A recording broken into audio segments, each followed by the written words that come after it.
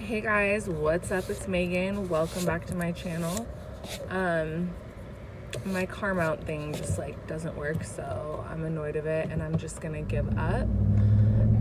Today my daughter and I are taking a road trip to go visit my parents. We live in the same state, but we also live 3 hours away from each other. So I saw someone else on YouTube doing a vlog like this, so I figured I'd give it a whirl. Y'all can probably see my double chin, but that's okay. Yeah, so it's towards the end of April 2021, and honestly, I'm not even really sure what the official date is. I think it's the 27th or the 28th. I lose track of the days, but anyhow, I know I've mentioned in other videos that I've struggled with my PTSD of my first manic episode 4 years ago, and yeah, April was a really tough month for me, beyond tough. I mean, just the absolute worst month I've ever experienced.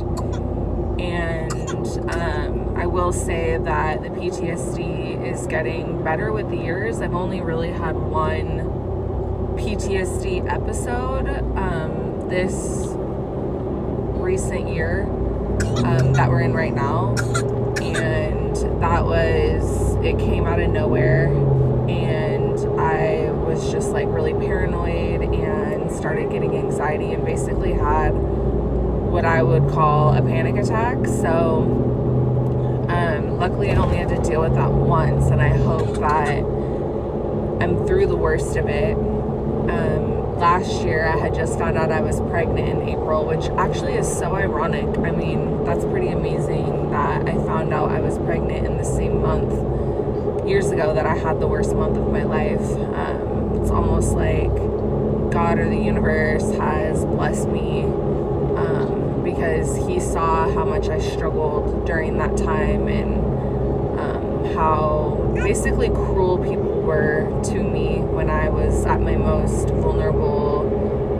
And yeah, so grief and trauma is a crazy thing, because it'll just kind of hit you out of nowhere sometimes, and in ways that you're least expecting. Actually, at my CrossFit gym the other day, this guy that's in my CrossFit class, we were all just kind of chatting before the class started, or maybe it was after the class ended, but anyways, something got brought up where he was like, oh yeah, this person committed suicide. And it just kind of gave me anxiety when he said that. Obviously, he doesn't know anything about me or what I've been through, but it's amazing how someone just saying something like that will just kind of make me get a hot flash from my head to my toes. It's pretty crazy. But yeah, I would say that I mentioned in my last video about my CrossFit gym, my old one, that basically made me feel really unwelcome after everything happened, and I never went back. I mean, I was told that it was said to my husband that I wasn't allowed to go back, even if I wanted to.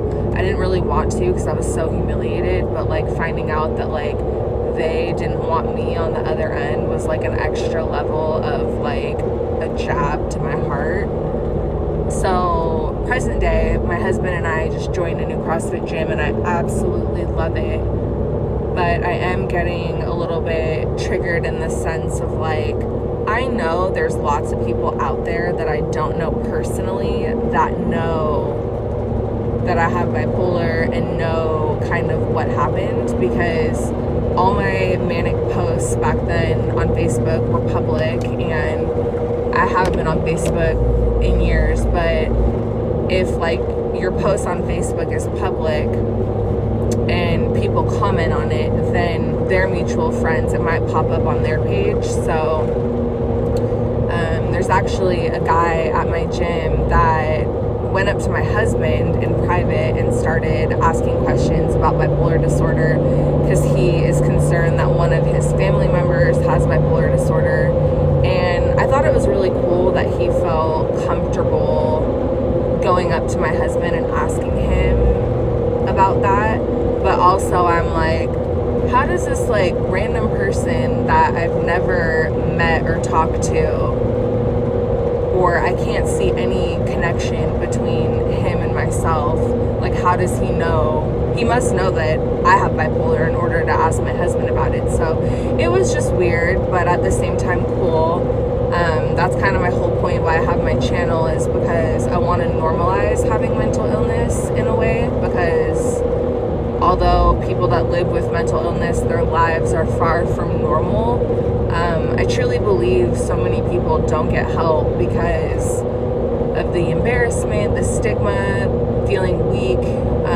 Those are all the types of things I felt, at least when I first got diagnosed, and even after I got diagnosed, I've continued to struggle with those feelings, especially like taking medication. And I know that that's a huge problem for a lot of people that have a severe mental illness, is that they don't want to stay on their meds. They start to feel better. And I totally get it, because like right now I feel great and I'm happy and I'm not going to get off my meds, don't get me wrong. But like the thought has crossed my mind of like, you know, maybe I don't have bipolar. Maybe I was just going through a hard time. Like maybe I don't need these meds. You know, obviously a second later I'm like, no, don't be dumb, like you definitely need them. I think the biggest key for someone with a mental illness that gets that temptation to stop taking their meds, to not listen to that voice, because it's just I've toyed with not taking my meds once and I'll never do it again. And like something that really helps me, and I hope if someone out there is watching this video it could help them as well, is that I look at taking my medication like taking vitamins. Like if you're gonna take like B12 and vitamin C and, you know, whatever vitamins, like they're in a bottle and they're in the pill form and you take it, and like you don't feel guilty about taking vitamins. So, you know, medication, I just look at it as the same. It's just like prescription vitamins, you know, that like help my brain function properly. So I don't know, that's something that's really helped me. And you know, I really appreciate all of you out there that watch my channel and you know, communicate with me how much that I help you, and how being open about everything makes you feel less alone, because that's like honestly the whole purpose of why I do what I do. Of course, I got the brown sugar drink from Starbucks. I love it, so good. You know, I need a venti coffee for a 3-hour plus road trip. So something else that's been going on is, like I had mentioned, there's a lot of people in my life years ago that I knew either through doing their hair, or I knew them from my old gym. And these are people that like I really considered friends at the time. And like now that I've grown so much and like learned so much, I don't consider people friends very easily anymore. I mean, it really sucks that like my heart was really pure years ago, and I really like believed in the goodness in people and stuff. But everything I've been through, I mean, I still try to be optimistic, but I am very like pessimistic at the same time. That like, you know, people will be around you when things are going good in your life, and then when things take a turn for the worse, it's really a test, and it'll show you like who actually gives a fuck about you. And you know, my situation was like the ultimate test, because you know, obviously I was sick, and bipolar is a medical condition, but it's also like behavioral, you know, and I wasn't a peach when I was manic. I was very angry. But I will be honest and say that like, as long as people were nice to me when I was manic, I was fine. I didn't have any problems with anyone except for the people that felt it was a good idea to reach out to me and attack me and tell me like how much I'm fucking up my life. Like that kind of shit would piss me off. But there's been a situation actually recently where I was at a restaurant and I saw someone from my old gym who I considered back then to be like a very, very good friend. And like low-key, I was glad that everyone has to wear masks, because I'm 99% sure she saw me and saw my husband and saw our daughter and saw me when I walked to the restroom with my mask on. And it was just like, I don't know, I was fine. I wasn't like super uncomfortable because I'm like confident in myself now. Like I went through like an extreme period of insecurity and embarrassment and just feeling like super inferior and less than. But now that I've grown and learned so much, I don't feel that way anymore. And so, I don't know, but I didn't want to have an awkward interaction, you know, like I hold on to like bitterness and saltiness to protect myself. Like, I don't know, like I have pride in myself to a certain degree, and people that abandon me, like I just don't have it in me to have like a fake ass pretend conversation, because it's like, you know, and maybe they don't want to have a conversation with me, but the way that I look at it is like, if people that abandoned me back then want to like come back around and like, you know, essentially kiss my ass, act like nothing ever happened, and don't acknowledge that they backed off for whatever reason. I've literally only had one person in my life that, you know, cut me off back then and like blocked me, deleted me, whatever. And like a year or two later, this person reached out to me and just like was so apologetic for running away and abandoning me, because she has a relative that was going through a manic episode, and it put things in perspective that she just felt awful for the way that she went about things, and she apologized to me, and it was really it was unexpected, it was out of the blue, and I genuinely really appreciated her acknowledging me and, you know, not making excuses for herself of like why she jumped ship from my life or anything. You know, she was just like totally apologetic. And honestly, if someone tried to like apologize to me now but then like make excuses, like I couldn't tolerate it. Like back when I was in my insecure post-manic phase, I would have been so awkward and timid and embarrassed and shy and just uncomfortable that sometimes when I get like that, I act like overly nice because I'm just so uncomfortable. It's like either I'm gonna act overly nice or I'm gonna act like I'm gonna pop off and like act like a bitch. So in the moment I just go towards the nice side, but then when I leave the situation, I end up getting like mad at myself, like why did you just be fake to this person?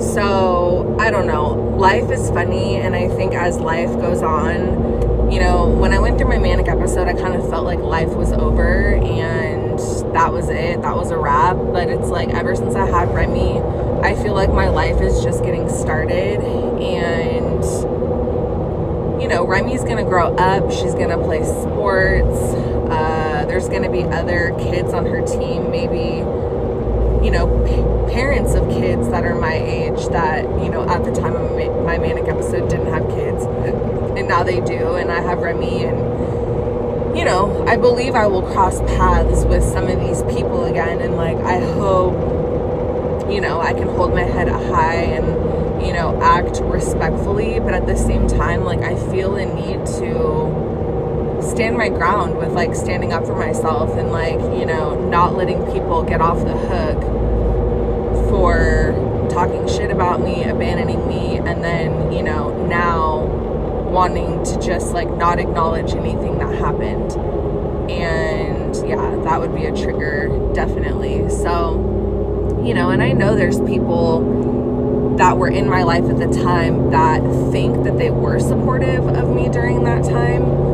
But the way I see it now is like, although I do appreciate the minimal effort that was given, it's simply not good enough for me. Like, I have high standards now that I do know that I have a severe mental illness, of people that I let close to me, I'm very guarded from people that I don't feel safe around. Like, I like to keep people at bay, because that's just what happens when you go through trauma like that. Like, I literally, I don't have it in me to like let people close to me that hurt me.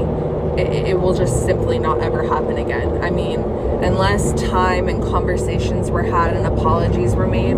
You know, I just really believe a lot of people don't think they owe me an apology, which is fine. I mean, if that's what they believe. But that's what it would take on my end. That's what it would require. The tongue twister. That's what it would require in order for me to, you know, slightly let my walls down. And I'm talking slightly. But what I find is like another like huge thing that annoys me is that people apologize but then say but and like make excuses for themselves. And to me, like, that's not a genuine apology. And there's a lot of people that, to be honest, I have to see to this day because of reasons, whether it's family, acquaintances, whatever, that I have to see semi-regularly, who still haven't offered an apology, which is fine, because like if someone prompts an apology and is like, I need you to apologize to me, then it's not real, it's not genuine. And so that's it. Like, those people are gonna stay like super far away from me. I mean, I might like converse with these people or have small talk or whatever, but that's like as far as it'll go. I've just really learned so much about friendship and what it means. And I used to have, I always like the quote, do you want 100 pennies or 4 quarters? And like, I would have 4 quarters. And like, you know, my husband, my mom, and then 2 of my best girlfriends, those are like my 100s. Like, I talk to them every day. And actually, I do have a couple more best friends that are very close.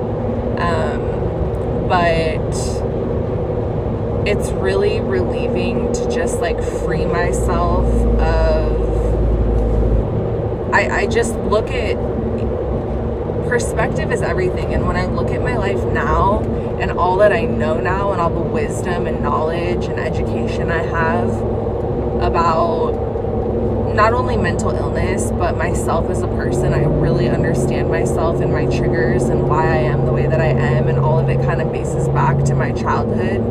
And, you know, I look at my life back then, even before my manic episode, you know, like basically ever since I was in my early 20s, I can just see patterns of, you know, the way I was. I mean, I was constantly in a pattern of struggling with these mood problems, either depression or outbursts or, you know, drinking too much and acting like an idiot or whatever. I struggled with that for many years, and it was just like a cycle. But I kind of got away with it because I was able to still function. But like, I just kept ignoring parts of myself that needed to be healed and was drinking to numb it, and it all caught up with me. And now I've truly faced my trauma and problems head on.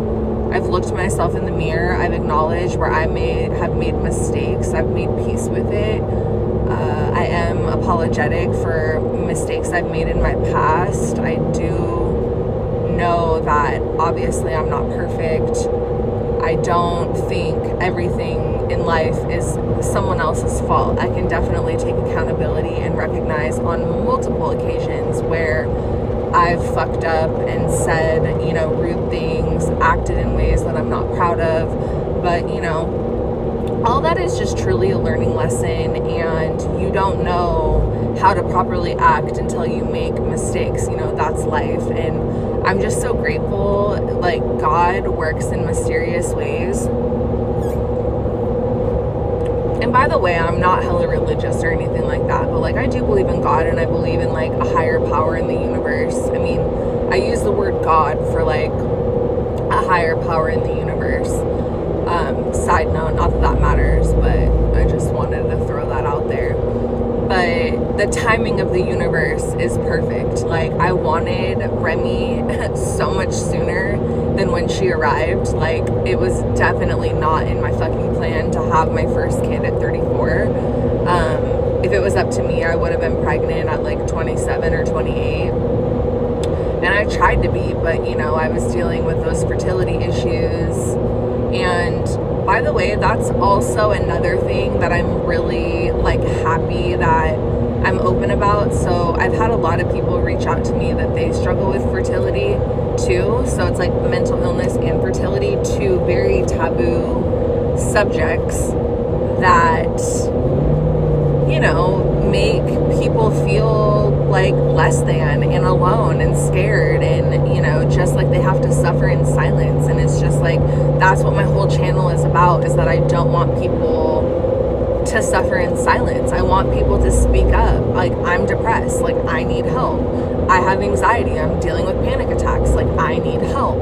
And the more people that are educated and understanding and not judgmental, the more people that we can kind of get on that page, the better. Because also, people are afraid to talk about how they're feeling because they don't know how other people are going to react. And if, you know, someone dealing with mental health issues was confident that their parents, their family, their friends were going to react in a loving, helpful way, I really believe people would get help sooner, and like ultimately suicides would be prevented. I really believe that, like, at least in my case, you know, I got to a suicidal place because like I felt stuck.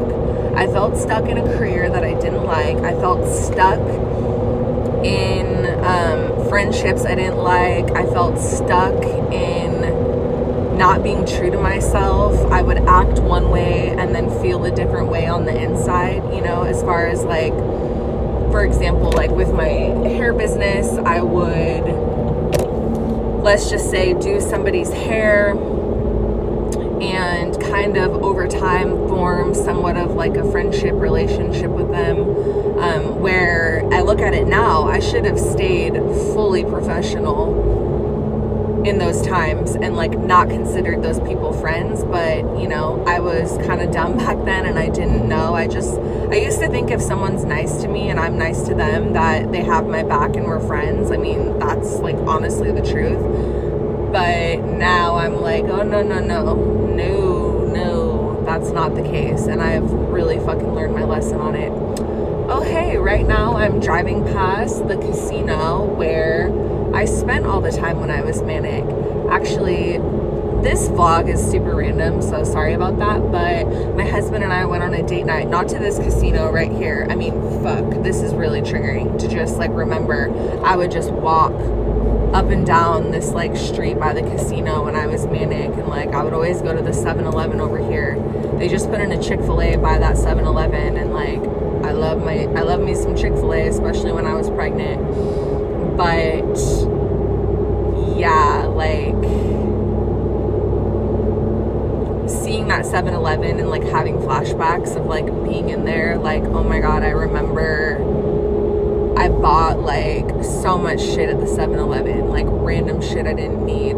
Again, a manic symptom. But yeah, casino. My husband and I went on a date a while back and we went to a casino. Like I said, not that one, but yeah, walking around, like I thought it would be super fun, and it was, like, it wasn't bad, but it was just like, as I was walking through, it was just like, oh shit, like I haven't like gone to a casino like this since I was manic, basically. So that was a little much. So something about this road trip is I'm actually going over to my mom's, but my sister's gonna be there, my younger sister, and I only have one sibling, that's her. We're 4.5 years apart. I'm older, like I just said, and we have a difficult relationship, and we've been estranged for basically the last year, and it's really fucking sad, man. Like, I wish more than anything that like I had a sister that was like my best friend, and like we were into all the same things, like, you know, shopping, taking pictures, makeup, all that stuff. Like I would just adore to have like my blood sister be like that, but she's very, very different than me. She's not into makeup, she's not into pictures, which is totally fine. I mean, that's just like not her. But yeah, I've just always longed for that sort of a relationship. And, you know, I've mentioned in other videos, I'm not going to throw my family under the bus, but, you know, there's tough dynamics in my family, some toxic dynamics that we're all trying to unlearn. You know, it's hard. I feel like ever since my manic episode, something that's beautiful that's happened is like my eyes are open to like understanding myself. And like part of that is looking at your childhood and looking at the way you were raised, looking at the way your parents parented you or didn't parent you. And, you know, things kind of come into play and make sense. And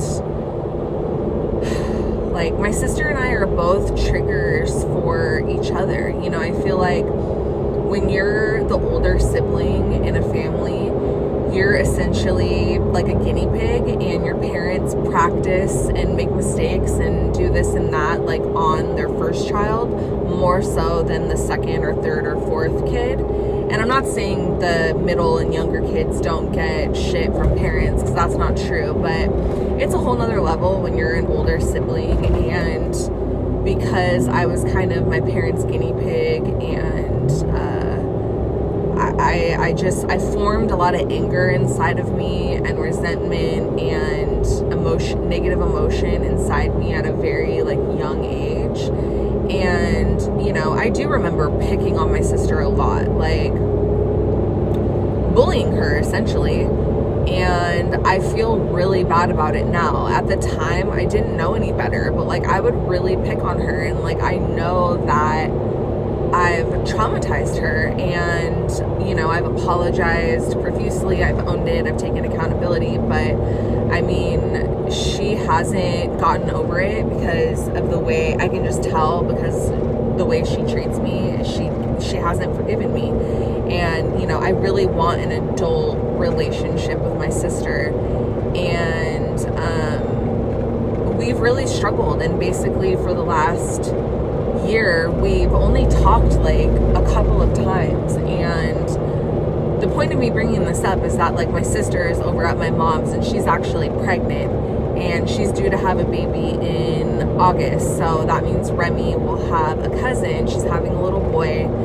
And so this is my first time seeing her. And, you know, part of the reason I'm going over there is because my sister's having a baby, and she's, you know, never really been around a baby, I don't think, or taking care of a baby. So she's gonna practice on Remy, and I do want Remy to know her aunt, you know, but something I've learned from everything I've been through is like having boundaries and having awareness of your surroundings and stuff like that. And, you know, like I said, my sister and I trigger each other in different ways that can be toxic. And, you know, I can't have that around me, my daughter, or my family. And I'm sure my sister feels the same way about her life. You know, it's not just me, like, you know, being like, it's not like she's over here begging for a relationship with me, and, you know, I'm being like, no, I don't want one. I mean, I'm sure in a lot of ways she feels more at ease not having me in her life. I mean, I don't know. Yeah, I'm just praying for healing, you know. I don't want to get into too much information about my family, because I just don't really think that's cool to put stuff on the internet that is like oversharing out of respect for other people. But, you know, I don't think what I've said is like out of pocket or, you know, too much. But yeah, I think it's okay to admit that we have a difficult relationship, and that I would like a better relationship. And, you know, part of that is healing. Part of that is, you know, my sister, I hope at some point will, you know, stop looking at me as her big sister and just look at me as a friend, and be able to forgive me for, you know, bullying her and being a bitch when, you know, know, she was a little girl. She was like the most innocent, sweet little girl. I mean, she just adored me and looked up to me. And like I said, I had all this pent up anger and aggression that I would just like take it out on her, because, you know, as a little sister, all she wants to do is like get up in there and like hang out with us. And, you know, she looks up to us as like we're cool, and, you know, she's just little. And, you know, I look back and I have flashbacks of my childhood and I just cringe. I'm like, oh my gosh, like I was pretty evil. And like I really regret the way that I treated her. You know, no wonder she's traumatized and whatnot. But, you know, I think it's the same thing. Like if like a guy cheats on a girl and they decide to stay together, I mean, the girl that got cheated on is, you know, rightfully so, she's upset and hurt and like holds a grudge against her boyfriend that cheated on her. And that's like fine to a certain extent. I mean, if y'all break up, then hold a grudge forever. Like, who cares? But if your man cheated on you and you're gonna stay with him, there comes a point where you have to forgive and let go. Like, people can't live forever in like punishment land. And like that's how I felt with my sister. Like, I'm not gonna live in a place of I've said sorry, I've taken ownership of what I've done wrong, and like she's just gonna like be mean to me the rest of my life because I was mean to her. So yeah, I really hope, you know, that nobody can replace a sister. That's blood. You know, you can have all the friends in the world, but, you know, nobody can replace a sister. That's a blood relative. And yeah, like I said, I just really want her baby and Remy to, you know, grow up together. That's so cool. They're going to be so close in age. I'm really excited about that. Now maybe I'll talk a little bit about postpartum weight loss. I will not lie. I've mentioned in other videos I didn't know my weight my whole pregnancy, which honestly was the healthiest thing for me. Even now looking back, that was the healthiest thing for me, because like I just have a weird thing with numbers. If I know how much I weigh and then I see a number I don't like, then I will like, I'll think about it all day, every day. It'll be in my head. You weigh this, you weigh this. You know, when I see food, I'll be like, you can't eat that, you weigh too much. You know, it's a total mind fuck. And I knew that if I knew my weight, I wasn't going to be happy. But not knowing your weight meant that I didn't give a shit and ate whatever I wanted, which was amazing. Like, don't get me wrong, I loved it. And like, you know, it was hard being pregnant in quarantine. Like, I found out I was pregnant last April in quarantine. And then the whole year, it was like off and on. I had to go to majority of my doctor's appointments by myself, which was really hard and really scary, especially with my first pregnancy. It totally sucked. But, you know, I made the best of it and like took videos and everything. But so in my first trimester, my CrossFit gym was closed. So I did lots of running and did some weight training like in my garage. My husband and I have, you know, some equipment, nothing crazy, but, you know, I would do that. And it's so funny because I look back at pictures in my first trimester and I'm like, at the time I felt like so pregnant, like, oh, my bump is like so obvious, and like I look so good and fit, and like I don't look pregnant at all. It's so funny looking back. But yeah, I was really active in my first trimester and my second trimester. I worked out all the time in my second trimester. I felt amazing. I would meet a girlfriend at like a local elementary school, I think it was, and we'd, you know, go to the playground area and bring some weights and bands, and there was like a bench there and we would do workouts and stuff like that. But entering into my third trimester in like September of 2020, my husband and I bought a house. We moved. I know you guys all know that if you've been here for a while, but so we bought a house, and as any of you know out there, if you've moved, moving is very stressful and very, it's a lot mentally and emotionally, and basically, and then I'm getting bigger and bigger and more uncomfortable. I have to pee every 2 seconds. I started getting really bad back pain. And yeah, those last like couple of months before I had Remy, I really said fuck it, and I had Wendy's all the time, I had Blizzards from Dairy Queen all the time. At Starbucks, I would always order whatever, and then I would always get warmed up banana bread on top of that. You know, I had her in December, so it's right around the holidays, so like I'm eating tons of shit, and like right after I had her, I was still eating a bunch of shit. And I don't know, like in a way I'm glad that a lot of that was a blur, because like I honestly was not focused on my weight at all during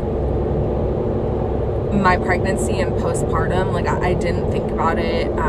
When I was pregnant and I was eating all that shit, I felt like, you know, whatever, I look pregnant, it's just all going into my belly. But no, like a lot of it went into my legs and my hips and just kind of everywhere. And I'm really disappointed that I didn't get to do CrossFit my whole pregnancy, because that's always been my goal, is to do CrossFit my whole pregnancy. But that just wasn't gonna happen with the pandemic and stuff like that.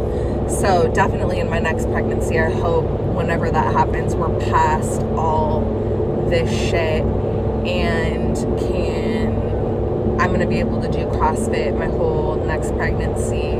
But anyhow, at my 6 weeks postpartum, I got cleared to work out, and I continued to work out in my garage.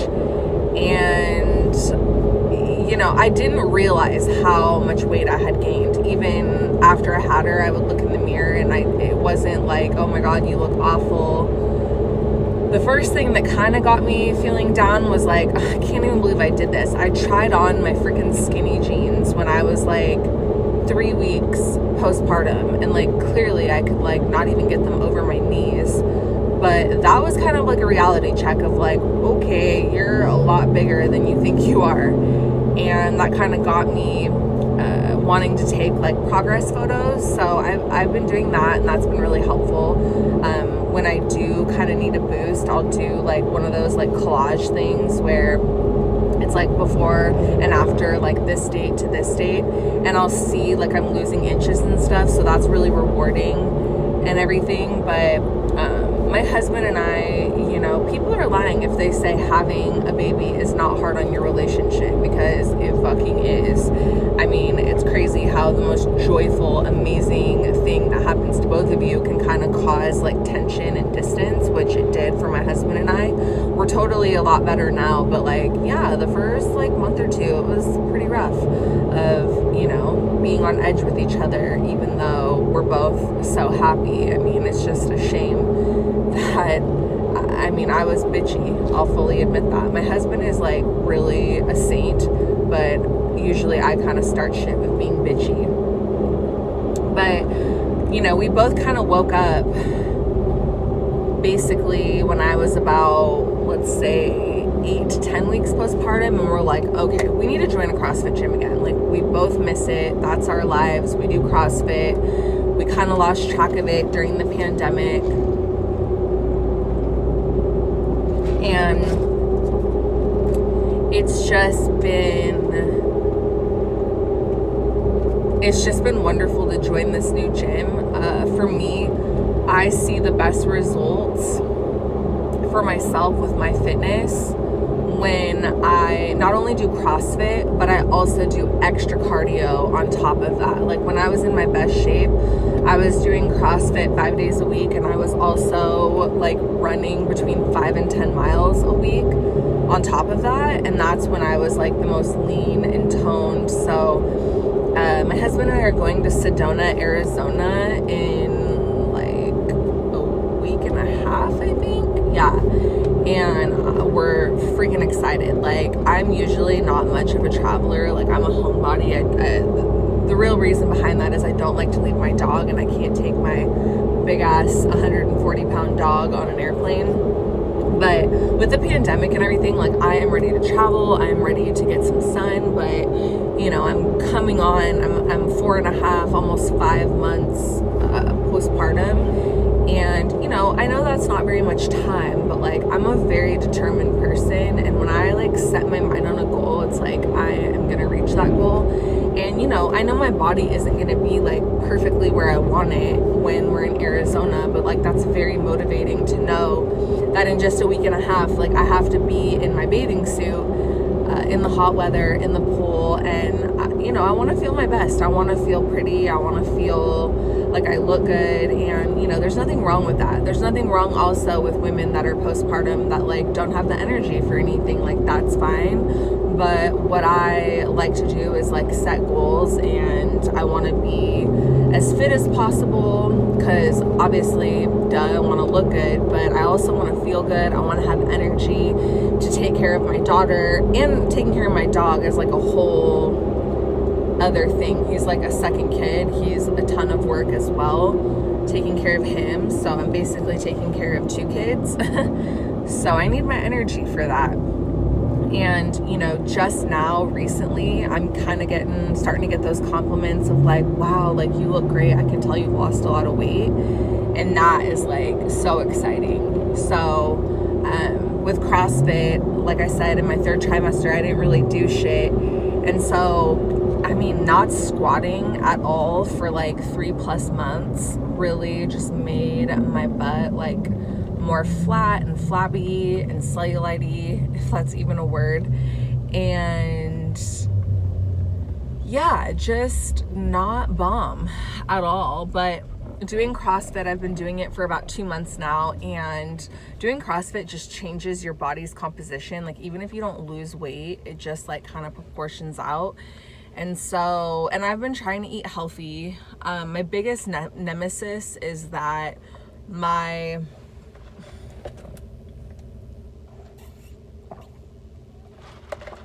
bipolar medication, the antipsychotic I take at night, it makes me a midnight gremlin eater, where like I wake up and I'm just like scavenging for food, and like I'll wake up the next day and be like, damn it, like why did I eat a bagel at 3 a.m? Because it's just like I'm in a trance just to eat. And so if I could clean that up, I'd be a lot better off. It's really easy for me to eat healthy during the day, and I'm breastfeeding, so I'm not cutting calories. I'm just making better choices. I've been eating a lot of tuna fish, chicken, salads, fruit. I should be eating more vegetables, but I'm working on that. So again, I don't do scales, but I can just tell by the way my clothes fit. Like there's certain pants that used to be stitch tight on me, and now they're like pretty loose. So it's like that's how I can tell that my body is getting smaller. I'm really lucky I didn't get any stretch marks. Really lucky. I don't know exactly how that works. I heard it's genetic, but I don't have any stretch marks. My stomach is, pretty loosey-goosey, but that's to be expected how much it's stretched out. So yeah, I feel really good about where I'm at, and like I said, I'm very determined. Working out is very important to me, more so for my mental health than physical health, because that's just the way that it is. It's little sweethearts sleeping. But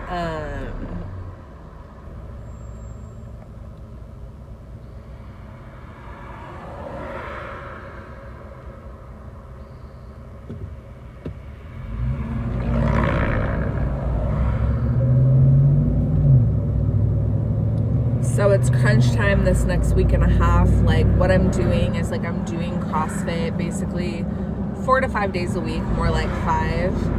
And every day I'm doing 45 minutes of extra cardio, and I'm just walking, like nothing crazy. I do try to hit some hills like in my neighborhood, but I just kind of try to speed walk with pushing the stroller, and doing that has been very helpful. While I do it, I usually call one of my friends, and we talk on the phone for the majority of the time that I'm walking, which makes it go by super fast. I've been walking anywhere between like 2.5 and 3.5 miles a day on top of CrossFit, on top of eating healthy. So I'm noticing really good results, and I figure the extra cardio kind of makes up for like all the bullshit I eat in the middle of the night.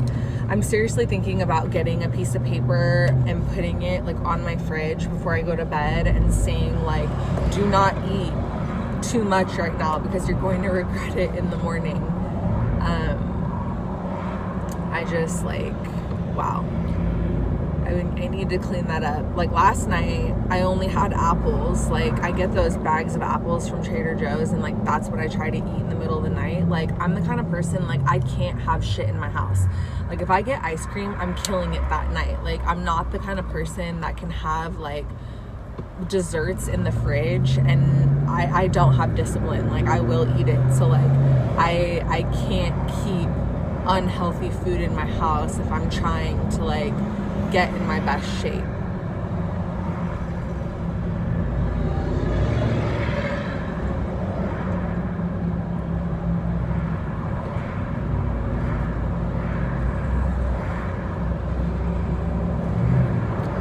So yeah, I really need to get on it with that sign on the fridge that says like, don't overeat, don't eat like unhealthy stuff.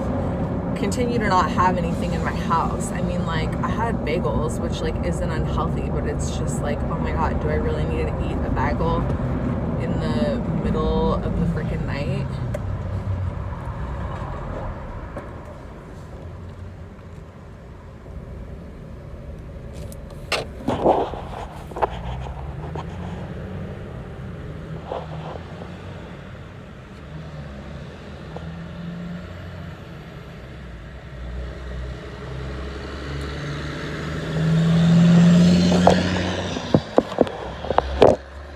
Anyways, I've been blabbing on here for a long time. If you're new to my channel, I would love it if you subscribed and liked this video if you enjoyed it, and I will see you guys in my next video.